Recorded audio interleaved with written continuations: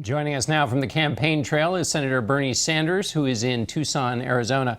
Senator, we've looked at the math here for the contest going forward, and it looks like you'd have to win almost 60% of the remaining delegates. So what's your path to the nomination? That's a big number.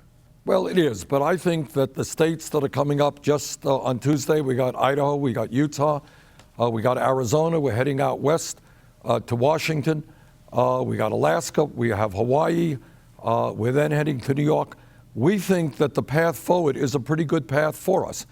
Clearly, Secretary Clinton did very, very well in the Deep South, not a strong area for us.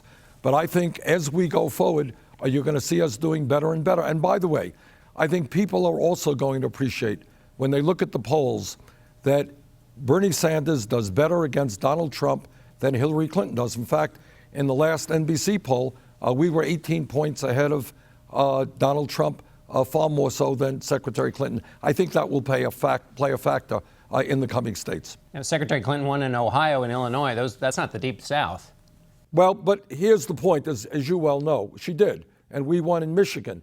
But at the end of the day, if you look at Michigan, if you look at Illinois, if you look at Missouri, we come out almost the same in terms of delegates. Hillary Clinton has got about 2 million more votes than you have. The theory of your campaign and of your presidency has been to create a movement, to create momentum, to gather people. But she seems to be able to gather more people behind her message than you. Isn't that a threat to the theory of the Sanders campaign? No.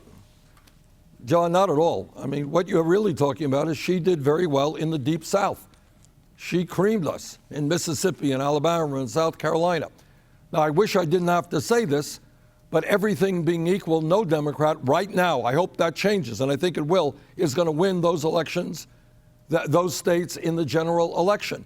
We have now won 9 states. I think in a couple of weeks, you're going to see us win more states. I think as we head to the West Coast, which is probably the most progressive part of America, the ideas that we are fighting for, dealing with a grotesque level of income and wealth inequality, a national health care system through Medicare for all, raising the minimum wage to $15 an hour. I think the people in those states really are not going to be voting for establishment politics and establishment economics. They want real change. I think we're going to do well there.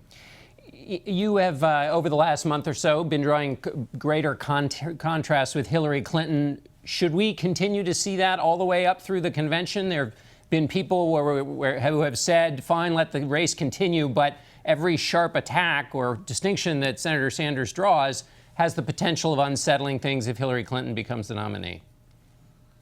Well, trust me, there is nothing that I am ever going to say about Secretary Clinton, and I've never run a negative ad. And you should see some of the attacks that are coming against us from the Clinton campaign. Nothing that I will say will compare in any way to what the Republicans will say. What an election is about, John, is a contrast in ideas. It is differences of opinion. And yes, Hillary Clinton has moved over the last 10 months much closer to the positions that I've been advocating for 20 or 30 years, but the differences remain. Our history in politics is very different, and I think the people of this country deserve to know that. And I think the central issue is if you are a Secretary Clinton and you're taking many millions of dollars through your super PAC from Wall Street, from the drug companies, from the fossil fuel industry, are you really going to be the agent of change in taking on the billionaire class, taking on Wall Street, taking on the big money interests, which we need, in my view, right now? And that is an issue that the voters will have to decide.